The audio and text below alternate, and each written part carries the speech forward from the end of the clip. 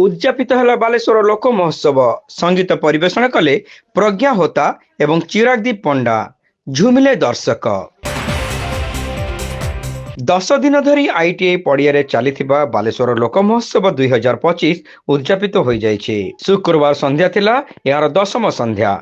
ଏହି ଅବସରରେ ସଭାପତି ଅସିତ କୁମାର ଦାସଙ୍କ ସଭାପତିତ୍ୱରେ ଆୟୋଜିତ ସଭାରେ ମୁଖ୍ୟ ଅତିଥି ଭାବେ ବାଲେଶ୍ୱର ଜିଲ୍ଲା ଅତିରିକ୍ତ ଜିଲ୍ଲାପାଳ ସୁଧାକର ନାୟକ, ଏସବିଆଇ ମୁଖ୍ୟ ପରିଚାଳକ ସତ୍ୟଶେଷ ପଟ୍ଟନାୟକ, ବିବିସିସି ବ୍ୟାଙ୍କ ସଭାପତି ଗଣେଶ ମହାପାତ୍ର, ଯୁବ ନେତା ତଥା କମିଟିର ଉପଦେଷ୍ଟା ମାନସ ଦାସ ପଟ୍ଟନାୟକ, ଶାନ୍ତନୁ ଦାସ, ଅଧ୍ୟକ୍ଷ ବିଶ୍ୱଜିତ ପରମାଣିକ ପ୍ରମୁଖ ମଞ୍ଚାସୀନ ଥିଲେ।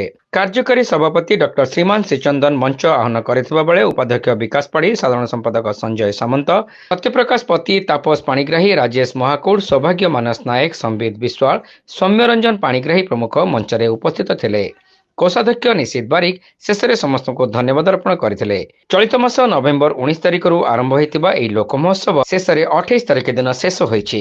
कमिटी पक्षर पूर्व योजना मुताबक बालेश्वर 3 गोटी दुर्गा पूजा कमिटी को 5000 टंका लेखाएं पुरस्कार राशि प्रदान कर सांस्कृतिक कार्यक्रम मध्य कंठशिल्पी प्रज्ञा होता और चिरागदीप पंडा संगीत परिवेषण करते। राज्यर कोण अनुकोणरू आसीथिबा समस्त व्यवसायी भल व्यवसाय करछंती।